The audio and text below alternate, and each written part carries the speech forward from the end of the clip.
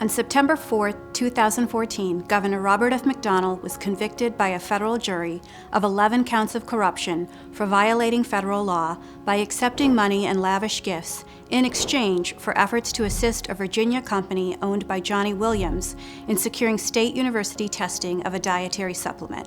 The government alleges that Governor McDonnell and his wife accepted over $175,000 worth of gifts and money in exchange for seeking favorable action for Johnny Williams' company, Star Scientific, and their product of Anatablock, a dietary supplement.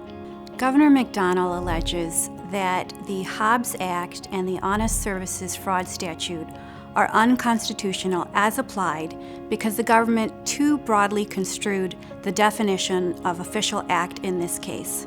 Governor McDonnell alleges that the Department of Justice's prosecution against him criminalizes politics.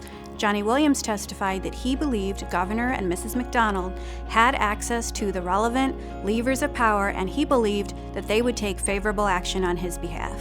So the battle over what constitutes an official act is at the heart of this case.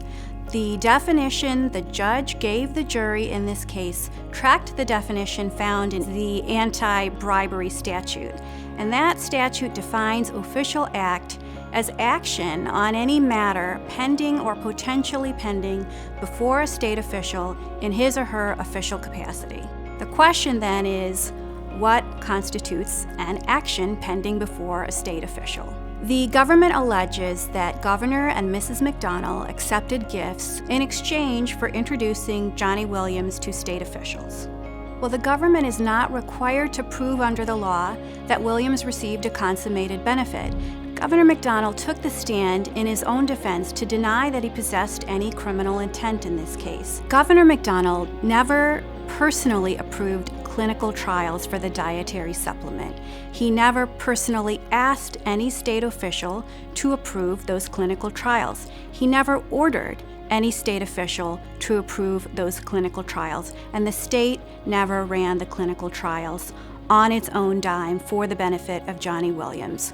What Governor McDonnell did do was give Johnny Williams the key to doors of power. He introduced him to people who had the authority to take the action that Johnny Williams sought.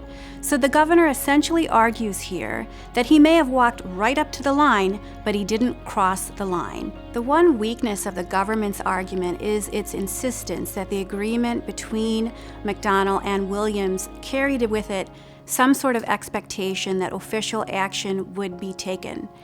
The question here is, can the government convict Governor McDonnell based on Johnny Williams' state of mind?